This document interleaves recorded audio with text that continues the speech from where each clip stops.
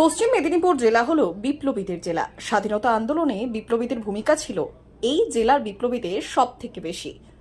জেলার আনাচে কানাচে ছড়িয়ে ছিটিয়ে রয়েছে বিপ্লবীদের জন্মভিটে এবং জন্মভূমি।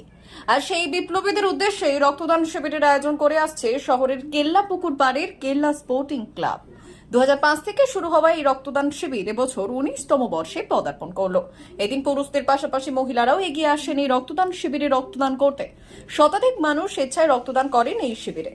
এই শিবিরের এই তিন উদ্বোধক ছিলেন ডক্টর ঋষিকেশ দে।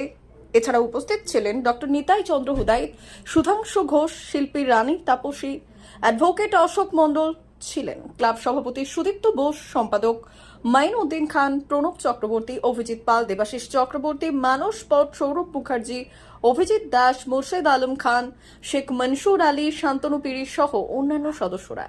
এদিন এই ক্লাবে 9তম প্রয়াসে ব্যানারে উল্লেখ করে প্রচার করা হয়, যে কোনো রক্তের প্রয়োজনীয় আপনারা যাবতীয় কাগজপত্র নিয়ে এখানে যোগাযোগ করুন। প্রসঙ্গত উল্লেখ্য, গ্রীষ্মকালীন রক্তের সংকটে রক্তের চাহিদা পূরণের জন্য রক্তদান শিবিরের আয়োজন করে চলেছে পশ্চিম মেদিনীপুর জেলার বিভিন্ন সংঘ, সংগঠন, সমিতি, ক্লাব, সংস্থা।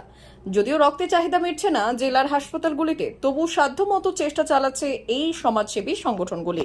আমাদের কেল্লা স্পোর্টিং ক্লাবের রক্তদান শিবিরটা 19তম বর্ষ চলছে। আমাদের প্রতি বছর আগস্ট মাসে বিপ্লবী ভারত মাতার সন্তানদের জন্য আমরা উৎসর্গ করে থাকি। আর এখানে আমাদের শুধু রক্তদান শিবির নয়, ক্লাবের বিভিন্ন সময় নানা সামাজিক কাজে আমরা যুক্ত থাকি।